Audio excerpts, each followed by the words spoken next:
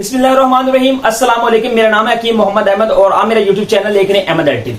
बहुत ज्यादा पूछे जाने वाला एक सवाल, सर आप बताते हैं कि एक जो स्पर्म होता है यानी कि ये जो एक हेल्दी स्पर्म है ये इस एग को जो फॉलोपियन ट्यूब्स के अंदर पड़ा हुआ उसको फर्टाइल कर देता है। तो आप जब भी रिपोर्ट देखते हो तो क्यों कहते हो आपके जो 60% स्पर्म है वो एक्सीलेंट होने चाहिए ताकि आपका हमल आसानी ठहर सके। तो इस वीडियो के अंदर मैं आपको सारा डिटेल के साथ समझाऊंगा। अगर हमें एक स्पर्म की जरूरत है तो हम करोड़ों स्पर्म्स के बारे में क्यों कहते हैं कि उनमें से 60% का ठीक होना लाजमी है। इस वीडियो के अंदर मैं आपको यह डिटेल के साथ समझाऊंगा। और उसके अलावा आपकी ओवुलेशन यानी कि अंडे का इखराज हो चुका है और उसके बाद आपकी फर्टिलाइजेशन भी हो चुकी है, तो थर्ड चीज जो है अगर वो नहीं होती यानी कि आपकी इम्प्लांटेशन, तो इन दोनों चीजों का जो मकसद है वो फौत हो जाता है।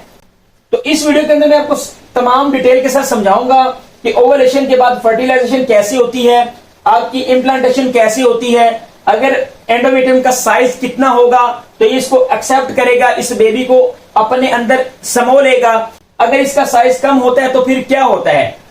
तो आज की इस वीडियो में आपको सारी डिटेल समझाने वाला हूं। वीडियो में सीधे आगे बढ़ने से पहले इस चैनल को लाजमी सब्सक्राइब कर लें।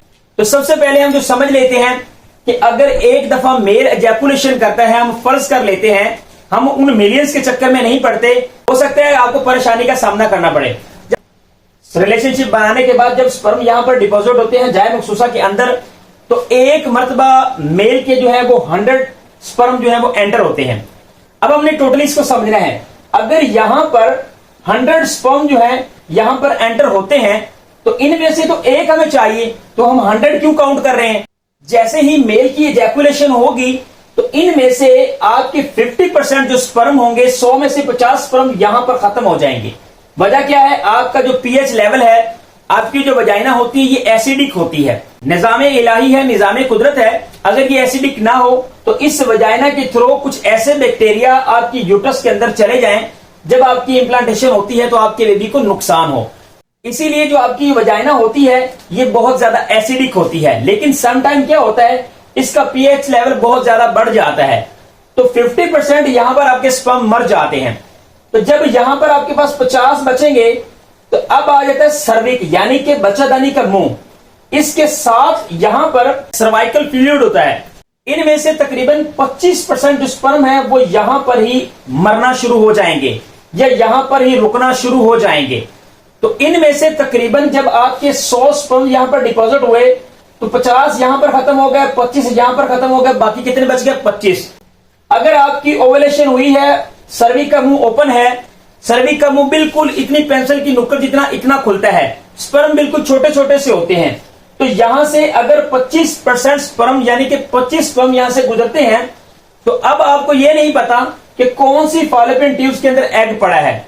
ये मैंने फर्ज किया यहां पर एग आपका पड़ा हुआ है, यहां से 25 स्पर्म जाते हैं, 12-13 यहां पर चले गए, 12-13 यहां पर चले गए। अगर इनमें से जो एक स्पर्म है वो 100% सही है, जिसकी फ्रंट साइड यानी कि ये जो एक्रोसोम है वो 100% ठीक है, तो वो इस एग को फर्टाइल करेगा। अब सवाल ये उठता है कि ये एक्रोसोम क्या चीज है। एक्रोसोम जो है ये एक तेजाब है। ये जो तेजाब है ये इस तेजाब अंडे की साथ को फाड़ने के लिए काम आता है। जैसे ही स्पर्म जो है वो इस एग के अंदर एंटर होने की कोशिश करता है तो इसका जो फ्रंट साइड है, इसका जो हेड है, इसके आगे जो एक्रोसोम है वो गिरता है इसके ऊपर और इस एग की साथ को फाड़ देता है और सीधा स्पर्म जो होता है इस एग के अंदर एंटर हो जाता है और आपकी फर्टिलाइजेशन हो जाती है।